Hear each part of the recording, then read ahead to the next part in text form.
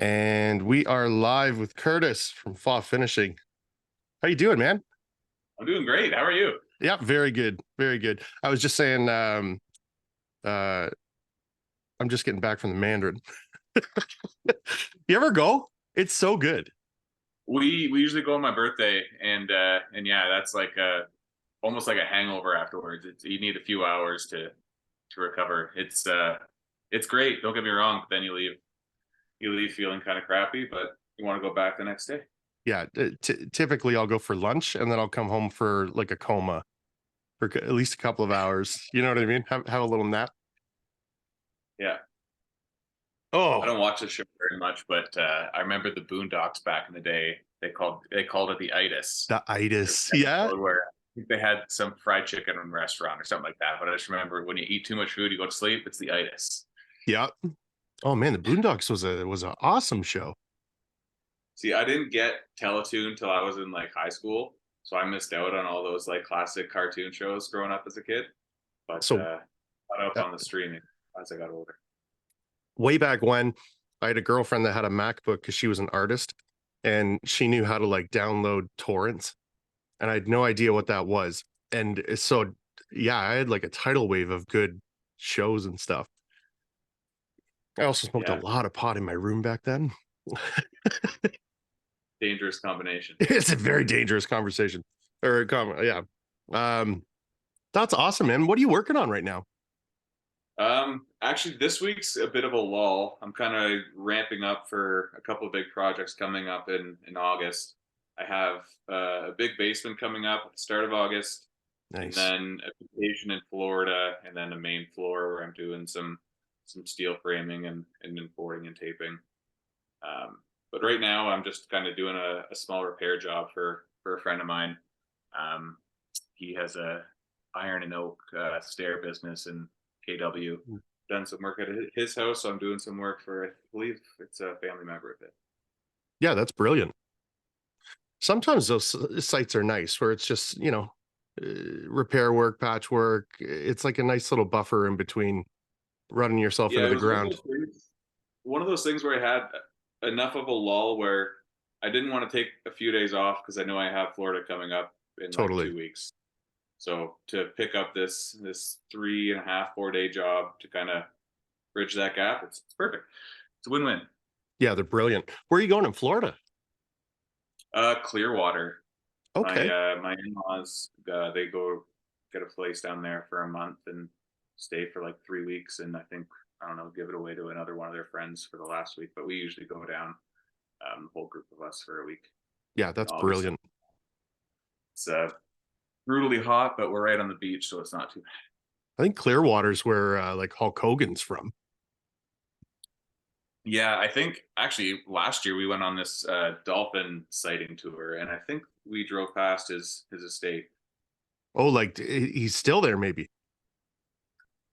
I'm pretty sure maybe that was his old house. I don't know. I remember Yeah, the tour guide saying something about Hulk Hogan, and like you yeah. just see his back and under the water, and it's beautiful. That's wild. I got him on the brain. He was on Theo Vaughn this week. Um, which I typically don't listen to. He's a little like not as intelligent as I need when I'm driving. But anything Hulk Hogan, man. Like I used to wear Hulk Hogan underwear on my head as a kid. you know, so that's awesome. I was gonna ask you because you're a framer too. You used to do renovation stuff, and then you kind of like Yeah. specialized into taping. So that was going to be one of my questions. Was are you going to continue doing specific framing and stuff? So that's good to hear that you are.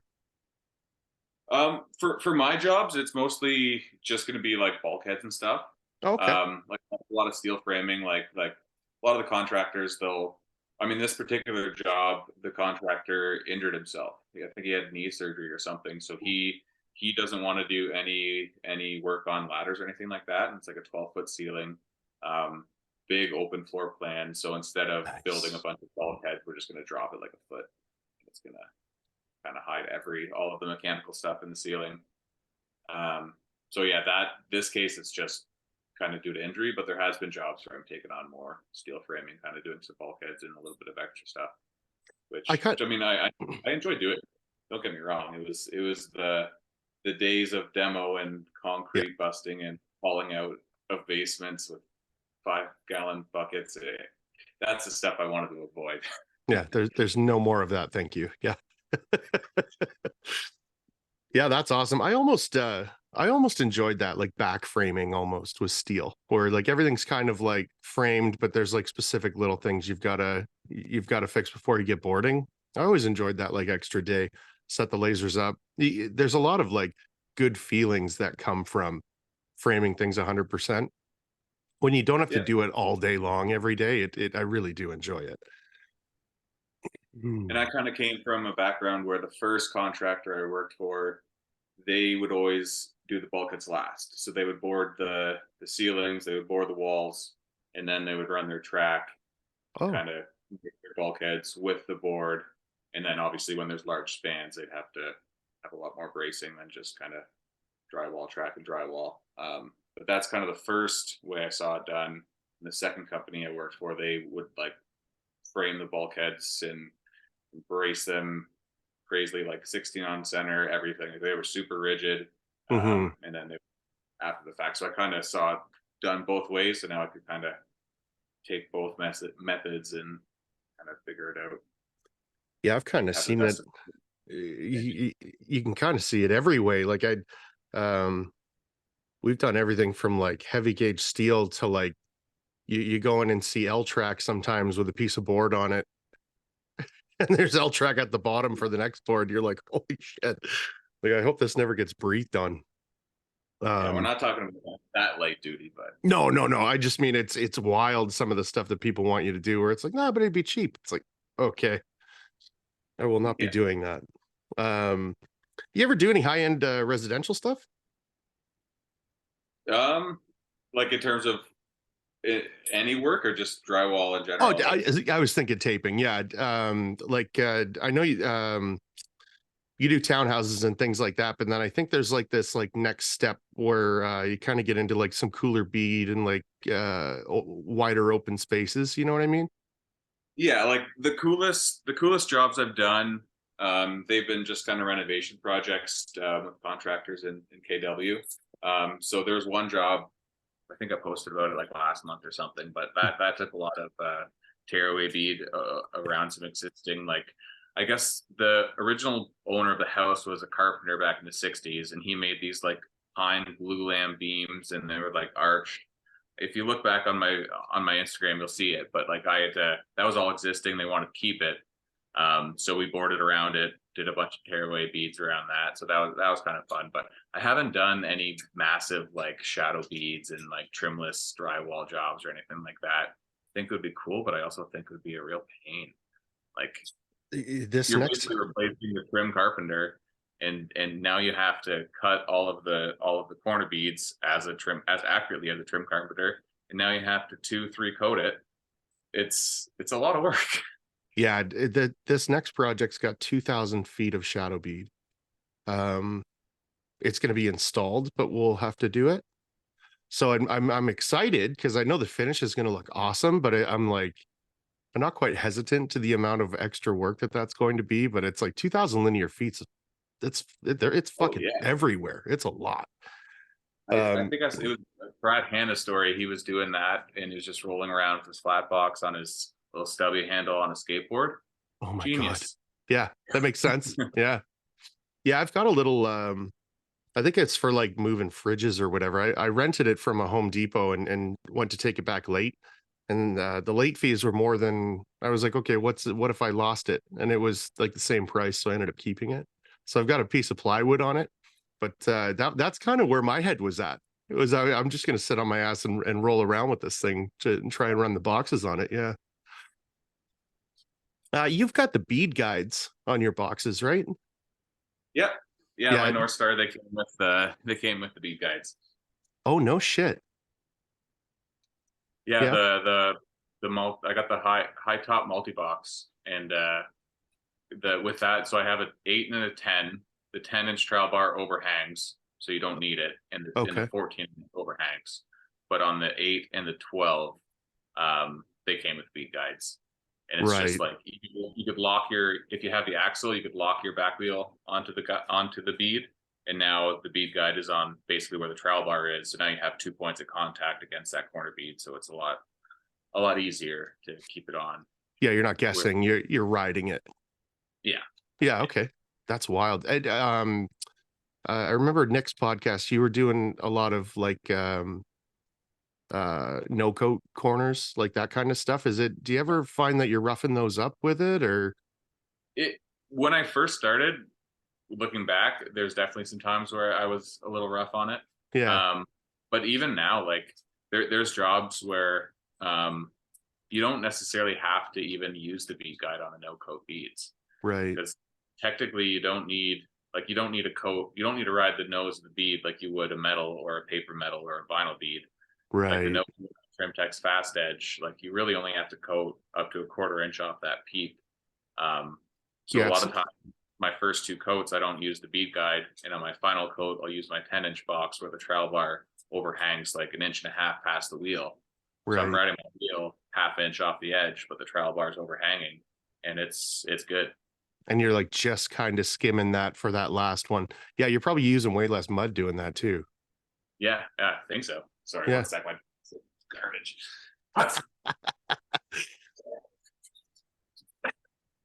And that's how you know the dog's super smart. Kind of matches your back wall there. Mm-hmm. That's a gorgeous dog, by the way. For everybody listening, it's a Hudson. beautiful Dalmatian. Yeah, he's 2.5 years now, and he's a lot smaller than I expected. But I'm not that bummed about it because we have a pretty small house. Yeah, it's not. When I thought of Dalmatian, I thought of like a pretty big dog. Where he's a lot smaller than I thought, but it's great. Just likes to eat a lot of garbage. Yeah, yeah, me too. Yeah, Mandarin. Yeah, right. Yeah, some of them, like you almost see them, they look like a small horse, like the some of the Dalmatians. That's yeah, do you follow Cam, Itchy Man Cam?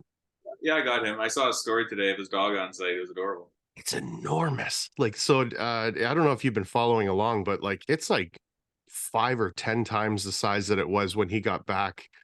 Like it's going to be huge. Which is cool because that's a sight dog, right? And it's super lazy. It's like they have the same like vibe, which is nice.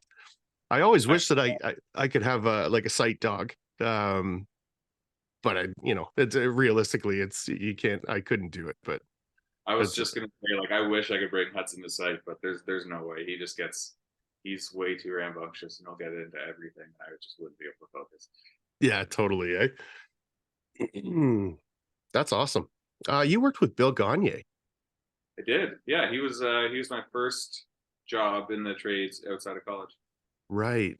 First And, contractor. so he started the Flat Butts podcast, right? I'm thinking of the same person. Yeah, that's him. Yeah, okay. That's I actually reached out to him last week. Yeah, I sent him when I did the last round of invites. I haven't heard back, obviously. But yeah, he was a great guy. I was gonna be on that podcast before. I think he kind of gave it up. But we must have talked for like an hour and a half. He's a really interesting guy. Yeah. He's just one of those, like, he's one of those genuine people that, like, he's just, I guess, good shit. Like, I've worked for a lot of people, and he was one of those people that, like, you could tell he was just a genuine good person. And Yeah, I don't know what happened to his Flat Butts. I know we recorded an episode, and that never got released. Not sure what's going on with it. It's been years since I worked with him, but yeah, no, totally. yeah, I think I might have even inspired. No, I wouldn't say I inspired him to create the Flat Butts, but I remember back in the day, he wanted to get on Instagram and start putting pictures, and I said, like, why don't you start filming stuff and make a YouTube Yeah. channel? Like have some more, like, more intricate, like content to make. And then I remember he bought a GoPro, and I started filming some stuff. He started filming some stuff, and then a couple years later, he's got this pretty decent YouTube channel, and now he's got a podcast. So I like to think I planted that seed. There you go. Yeah. I'll have to take a look for the YouTube. I didn't even know that was a thing. So that's fun. Yeah, I think it's called The Basement Coach. Okay. I'm going to write that down. I like having paper here now. We're like, I'll write down, because I will have forgotten that by the end of all this. Yeah. Yeah, well, about halfway through our conversation about going on his, he's like, "You ought to do your own. Like, why are you not doing your own?" Yeah, so he was kind of one of the first people that told me maybe I should be having a podcast, Yeah. which is kind of fun. Um, that's excellent. I like your shirt. Yeah. Thank you. Did you end up getting your bucket? Yeah. Oh yeah. I got all that stuff. Yeah. Unfortunately, it's filled with dried Durabond right now, but Oh no. hammer hammer will clean that all up. Oh fuck yeah. Yeah, absolutely. Oh, that's so funny. Are you excited for Florida? You must be. Yeah. Yeah. I'm pumped.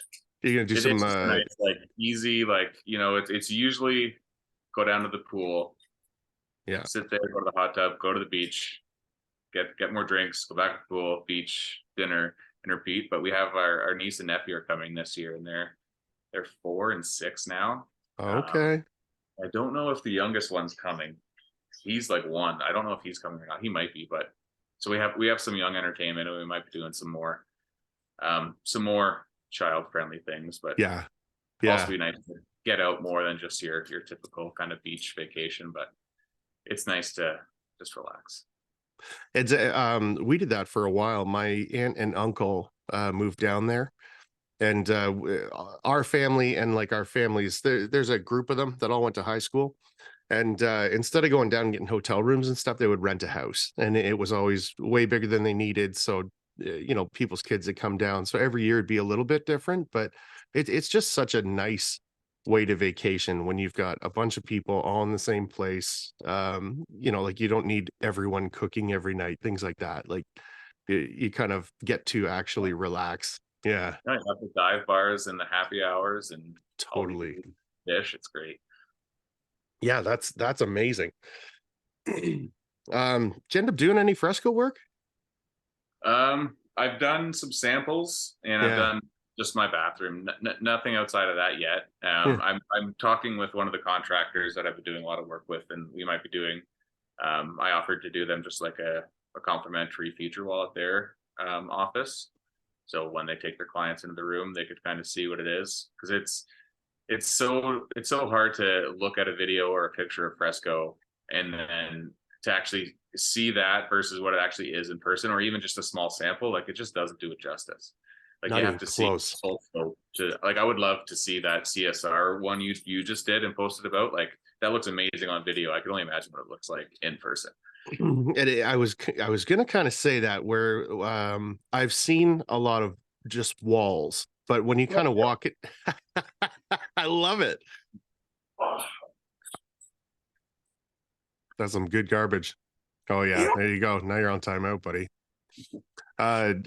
When you walk into a room that's fully frescoed like that, it's pretty cool, man. And like wrapping around doors and corners, and I really enjoyed it.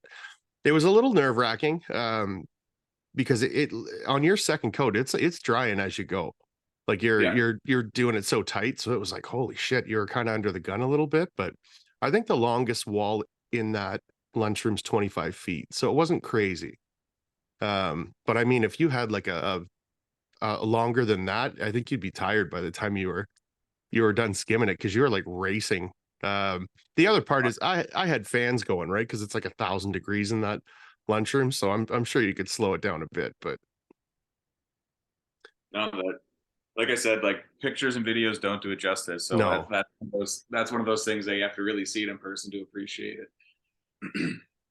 Yeah, at their office is brilliant. That's a brilliant idea. They'll have people coming in.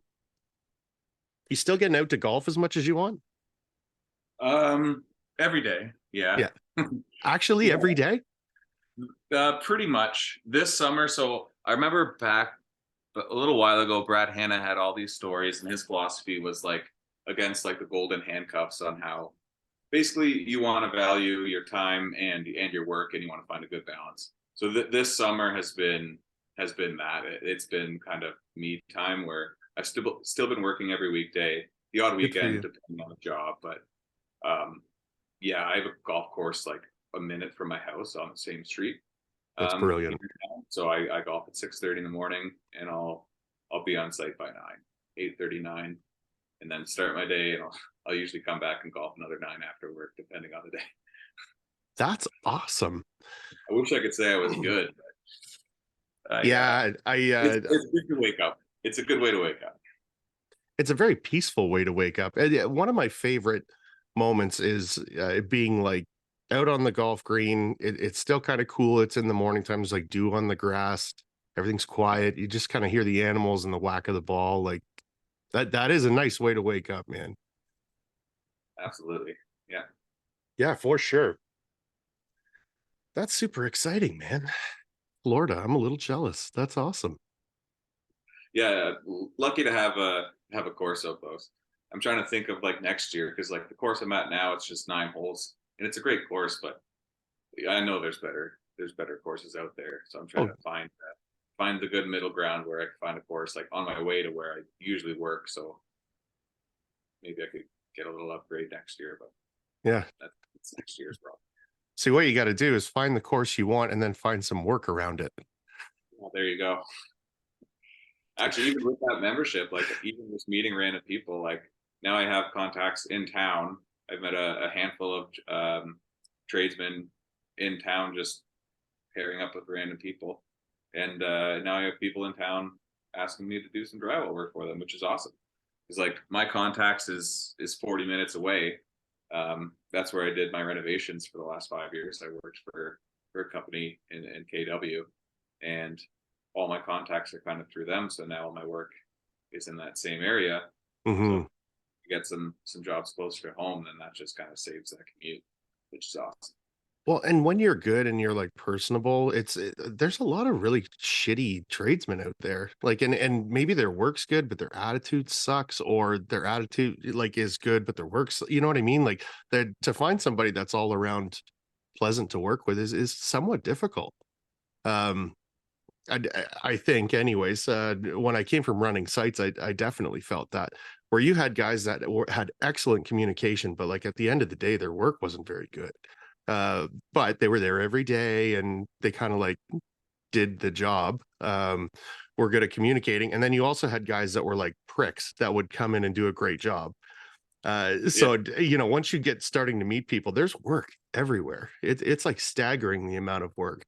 Um, Over by me here on the 401. I don't know if it's like a big hotel or what they're putting up there, but I'm gonna go stick my nose in there and just see what's going on and when it's all gonna be ready because it is like 4 minutes from my house. So I've always wondered what doing units would be like, where it's just cookie cutter. I can reach the ceiling and everything, you know, just yeah. take as much board feet as you want and get going. It's nice. Like that was like my first big job on my own was a townhouse unit in Kitchener on Trafalgar. And yeah, it was like all 90% of my beads were just out of the box, put on the wall. Didn't have to cut them at all. There was I think there was maybe 2 horizontal beads I had to put on because there was no bulkheads. There was just like one little window detail and one by the stairs. And Wow. like everything else was just so standard, just so easy. You know what I mean? Like you get into a basement, and even then, like whatever 7'5", 7'6", whatever height the basement is, you have to cut every bead. Then all the bulkheads you have to do intricate cuts. Which don't get me wrong, it's great. It's part of the job. But when you could get onto a site like that, where just everything is so standard, so easy, it's just you could get through a lot of area very quickly in a site like that. But mind you, it's you make the least amount of money per foot on a job like that too. So it's kind of give or take too. That's kind of why I'm interested in sticking my nose in there because it's like it's probably going to be like half, but it's not an hour and a half away. So you know you don't have the 407, you don't have gas, you don't have all that drive time. Like you could put that extra 3 hours some days into working, or you could just be done early. Like God forbid, I would be done at a reasonable time, right? Um, yeah, Yeah. that's really interesting. Um, was this so? You do you still bowl? Yeah, I haven't thrown a bowling ball since the end of league at the start of summer. But yeah, I still plan on bowling this fall. And bowling all the tournaments and whatnot. But my brother is definitely the bigger bowler. He's a full-time professional bowler on the PBA. Oh wow. Okay. Yeah, he was the first Canadian to ever win a PBA title. Um, and he actually just got drafted. It's called the PBA League. So it's Okay. basically they have like the top whatever 50 bowlers, and they draft them into 5-man teams and have a whole different format. Oh my god, garbage again, Hudson. So anyway, so there's this big event with like, and I know most of these people. Like I grew up bowling with a lot of the people that are bowling on tour now. Um, so like we're gonna go down to Portland, Maine in September, and I'm really looking forward to that. So I'll get to watch basically all the people I looked up to bowling growing up, and a lot of like even my friends that I've competed with as a kid and growing up, to see them on this stage. It's gonna be sweet. That's awesome, man. It's like going to see a ball game, but you know all the players. Like that, I would assume that'd be a lot of fun. Yeah, Yeah, and and you're this format too, like I don't know if you've ever seen bowling on TV, but like Mhm. it's not a very exciting format where it's like there's 5 people who make the show, it's 1v1, everyone's quiet in between shots, whereas now it's a 5-man team bowling one game, so it's like one person bowls one frame of each game, and like the crowd is just going nuts uh, constantly, and like there's it's just a much more electrifying environment, so I'm looking forward to a lot more cheering involved. That's awesome. it. Yeah. Uh, have you been out to the berry store? Did I see you at the grand opening? Yeah, that was I did Yeah. stop by. I was on my way back from a Crownland camping trip. So Yes. I met with a friend just north of Barrie. It's called McCrae Lake. And we camped out there for a couple days, and then I came back on my way in all stinky. So I didn't stay for too long, but I did put my head in. Did Yeah. see Okay. you. I was tempted to wear your shirt today, but this one was at the top of the dress. I like the CSR shirt. I've had to start doing that. I out of the wash, they go onto hangers, and then from the hangers, they go into my closet, and I just take the next one because it's just like I don't know. It feels very picky choosy if I don't do it that way. So it's just easier. Whatever's on top, just go with it. It's way Yeah. easier. You don't have to think about it. I got a couple of hats that I like am trying not to ruin. Like this is Nathan's drywall hat. It's I've got a couple that I just try not to obliterate. So they're like not for work. I hate that when you get a nice hat and you forget it's on your head, you bring it to work, and then at the end of the day, you realize you're wearing the nice hat. I go through so many nice clothes just because I'm stupid. Well, or you're like, yeah, this fits so good though, and I know I'm not going to do anything crazy today, and then it's just trashed. Yeah, absolutely, absolutely. I got a new fresco hat too. The old ones they're like white on the back, and this is like a tan that kind of matches. Yeah. Um, yeah, I think CSR's got a handful of those. Yeah, not too bad. I think this Black Friday is going to be a big thing. Where I think we're going to try and have people like come in for it. I think Cam's going to come up for it. I'm going to try and get Josh to come up for it, and just maybe we'll get an Airbnb somewhere. Uh, Yeah. we even talked about maybe picking up a big site and kind of trying to level off the expense of coming. Uh, but I think a couple of us for 4 days could kill a pretty big house and have fun doing it instead of spending 2 weeks doing it on your own kind of thing. Yeah, for sure. And even like every time CSR has had an event, the next day you see on these stories of like people going out to a bar or whatever, and like there's a group of like all the drywall people you follow, and you're like, shit, like if I could have, if I could have got a hotel or figured that out, like that would have been sweet. You know what I Yeah. mean? So like to commit to a full day like that, you're at CSR for the whole day, you go out, whatever, arcade, bowling, whatever it is you want to do. That's insane. Stay. Yeah. The grand, That was yeah, the grand opening, like everybody went, like Wolfgang went, like there was a lot of them that went to that rec room afterwards. They were like playing bowling and pool, and some people got hammered. Like it was a good time. Now I didn't stick around. That's when I got that place in Wasaga, and then I took like a little 30-hour vacation. Um, but yeah, I'm absolutely sticking around for all that stuff now. The original Black Friday when everybody went out was my first podcast. But I think if I had known that, I probably would have postponed it because that looked like a blast too. Yeah, yeah, that did. Yeah. That's awesome. Maybe that's a good time to take a break.